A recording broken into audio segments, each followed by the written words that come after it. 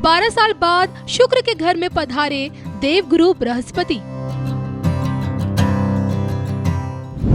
अगले 12 महीनों तक वृषभ में विराजे देवगुरु बृहस्पति। गुरु कृपा में अब किन की होगी चट मंगनी पट ब्याह। गुरु के आशीर्वाद से किन को मिलेगा संतान सुख। देखिए सिर्फ और सिर्फ धर्म ज्ञान पर। नमस्कार प्रिय दर्शकों, उपस्थित हूं मैं आप सभी के बीच में। आप देख रहे हैं धर्म ज्ञान और मैं हूं आपके साथ विशाल शुक्ल। प्रिय दर्शकों, जैसा आप सभी जानते हैं कि 1 मई 2024 को दोपहर में 1:47 में देवगुरु बृहस्पति अपना राशि परिवर्तन करने जा रहे हैं और ये अपनी वर्तमान अग्नि तत्वीय राशि मंगल देव की मूल त्रिकोण राशि मेष राशि को छोड़कर शुक्र की साधारण राशि भूमि तत्वीय राशि वृषभ राशि में प्रवेश करेंगे, जहां पे उनका संचरण 14 मई 2025 तक रहेगा। इसके पश्चात वो मिथुन राशि में प्रवेश कर जाएंगे। प्रिय दर्शकों, 9 अक्टूबर 2024 को देवगुरु बृहस्पति मार्गी अवस्था से वक्री अवस्था में आएंगे और 4 फरवरी 2025 को ये पुनः वक्री से मार्गी होंगे। इस तरह से कुछ इनका गोचर काल हम सभी को प्रभावित करेगा। प्रिय दर्शकों, एक बात बहुत महत्वपूर्ण है, इस चीज को हमेशा याद रखिएगा कि वृषभ राशि के अंतर्गत 3 नक्षत्र जो आते हैं वो क्रमशः सूर्य, चंद्रमा और मंगल के नक्षत्र हैं, यानी कि कृतिका, रोहिणी और मृगशिरा। इन 3 नक्षत्रों में से जब देवगुरु बृहस्पति संचरण करेंगे तो इसका प्रभाव आम जनमानस पर, आम लोगों पर और देश दुनिया पे बहुत ही व्यापक रूप से पड़ेगा। इसका कारण ये है कि वृषभ राशि हालांकि देवगुरु बृहस्पति की शत्रु राशि है, क्योंकि एक देवगुरु हैं, दूसरे हैं दैत्य गुरु, तो इन दोनों में नैसर्गिक शत्रुता है।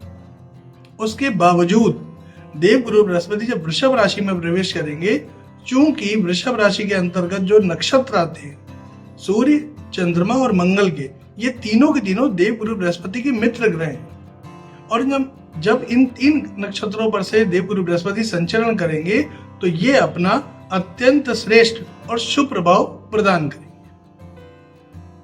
प्रिय दर्शकों, आज जो चर्चा होने वाली है वो चर्चा है ऐसी कौन सी राशियां हैं 12 राशियों में मेष से लेकर मीन राशि पर्यंत ऐसी कौन सी राशियां हैं जिनके लिए विवाह और संतान के योग बनेंगे। विवाह नहीं हो पा रहा था, विवाह होने की संभावनाएं बनेंगी। संतान प्राप्ति नहीं हो पा रही थी तो संतान प्राप्ति होने की संभावनाएं बनेंगी। और कौन सी ऐसी राशियां हैं जिनके लिए विवाह और संतान प्राप्ति के योग समाप्त हो जाएंगे अगले 1 वर्ष, यानी कि 14 मई 2025। प्रिय दर्शकों, बृहस्पति, शनि, राहु अथवा केतु, ये 3 ऐसे ग्रह हैं जब ये राशि परिवर्तन करते हैं, अपनी राशि को बदलते हैं, तो यकीन जानिए इनका प्रभाव आप अपने लग्न और राशि दोनों के आधार पर देखिए। मान लीजिए कि आपकी कुंडली मेष लग्न की है और आपकी राशि है सिंह, तो आप मेष लग्न से भी अपना राशिफल देखिएगा और सिंह राशि से भी समझिए, क्योंकि जब कोई बड़ा ग्रह, कोई भारी ग्रह राशि परिवर्तन करता है तो उसका प्रभाव लंबे समय तक पड़ने के कारण लग्न और राशि दोनों का विचार किया जाता है। तो जब भी आप राशि परिवर्तन देवगुरु बृहस्पति का देखें, शनि का देखें, राहु अथवा केतु का देखें, तो ये जरूर जान लें कि आप इसको अपने लग्न और राशि दोनों के आधार पर देखिए। एक पॉइंट। दूसरा पॉइंट, ठीक है, आपने लग्न और राशि दोनों के आधार पर देख लिया, अब इसका अनुपात कैसे निकालें।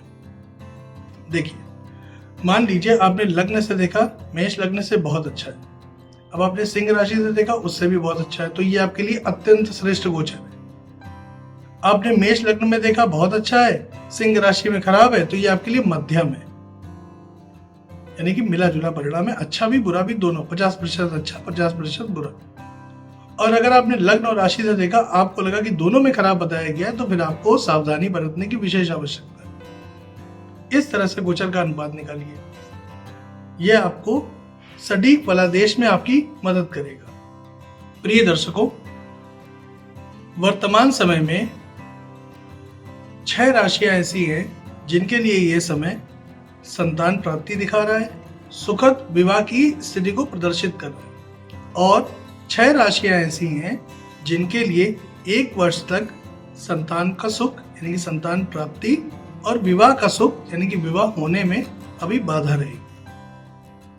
प्रिय दर्शकों, देवगुरु बृहस्पति सर्वाधिक शुभ और मंगलकारी ग्रह हैं।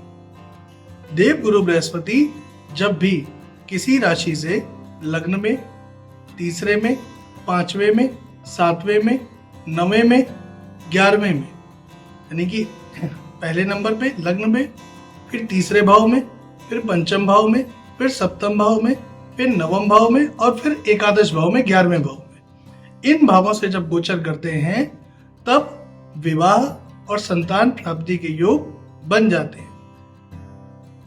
और जब कुंडली में दूसरे भाव से, चौथे भाव से, छठे भाव से, 8वें भाव से, 10वें भाव से जब गोचर करते हैं तो उस समय पे विवाह और संतान के सुख बाधित हो जाते हैं, क्योंकि देवगुरु बृहस्पति धन के कारक हैं, मान सम्मान ऊंचाई के कारक हैं, शिक्षा के कारक हैं, ज्ञान के कारक हैं, आपकी विवाह के कारक हैं, संतान के कारक देवगुरु बृहस्पति है। अब इतने विभागों की जिम्मेदारी अकेले देवगुरु बृहस्पति के पास है। अब आप खुद सोच के देखिए कि एक अकेला ग्रह जो इतने विभागों को देख रहा है, जब वो कुंडली में प्रतिपक्ष यानी कि आपके अपोजिट चला जाएगा तो वो उस चीज का सुख कम करके प्रदान करेगा। तो इस वजह से प्रिय दर्शकों, 6 राशियों के लिए विवाह और संतान का सुख बनेगा और बाकी 6 राशियों के लिए विवाह और संतान का सुख बाधित रहेगा। अब चर्चा प्रारंभ करते हैं। बात करेंगे वो कौन सी सौभाग्यशाली राशियां हैं जिनके लिए सबसे पहले विवाह का सुख बन रहा है। तो प्रिय दर्शकों, जिनके लिए विवाह का सुख और संतान का सुख है, पहले मैं उनकी चर्चा करता हूँ। वृषभ राशि, कर्क राशि, कन्या राशि, वृश्चिक राशि, मकर राशि और मीन राशि वालों के लिए 1 मई 2024 के बाद से संतान प्राप्ति का आप प्रयास कर रहे हैं, निश्चित रूप से सफलता मिलेगी। विवाह का प्रयास कर रहे हैं तो निश्चित रूप से सफलता मिलेगी। इसके लिए आप एक बार अपनी व्यक्तिगत जन्म कुंडली का भी ठीक से अध्ययन किसी विद्वान ब्राह्मण से करवा लें कि और कोई दशा, अंतरदशा या और कोई ग्रह ऐसा तो नहीं है जो विवाह में बाधा डाल रहा है।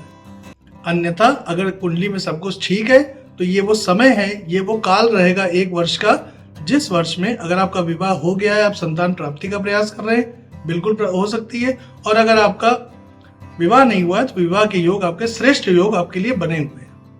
अब उन 6 राशियों की चर्चा करते हैं जिनके लिए विवाह और संतान प्राप्ति के योग बाधित होंगे। तो वो राशियां हैं प्रिय दर्शकों, माफ करें, वो राशियां हैं मेष राशि, मिथुन राशि, सिंह राशि, तुला राशि, धनु राशि और कुंभ राशि।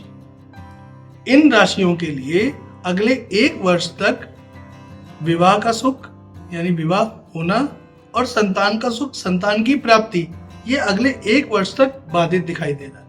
आपकी व्यक्तिगत जन्म कुंडली में कोई योग बन रहा हो, कोई अंतरदशा, महादशा बहुत अच्छी चल रही हो, गुरु की ही मान लीजिए महादशा चल रही हो, उस अवस्था में ये संभावनाएं 70-30 के रेशियो में आएगी, यानी कि 70% फिर भी ना रहेगी, 30% हाँ रहेगी। लेकिन अगर जन्म कुंडली में महादशा, अंतरदशा आपके फेवर की नहीं है तो उस मामले में आपको 1 वर्ष अभी विलंब सहना पड़ेगा, 1 वर्ष का इंतजार आपको करना पड़ेगा। फिर जब देवगुरु मिथुन राशि में प्रवेश करेंगे तो आपके लिए ये योग बनने शुरू हो जाएंगे। तो प्रिय दर्शकों, संक्षेप में हमने आपको ये बताया कि देवगुरु बृहस्पति का राशि परिवर्तन विवाह और संतान सुख के लिए कैसा रहने वाला है। आशा करता हूं आपको ये वीडियो समझ आएगा, आपके ज्योतिषी ज्ञान में वृद्धि करेगा। पुनः आपसे मुलाकात होगी, तब तक के लिए नमस्कार।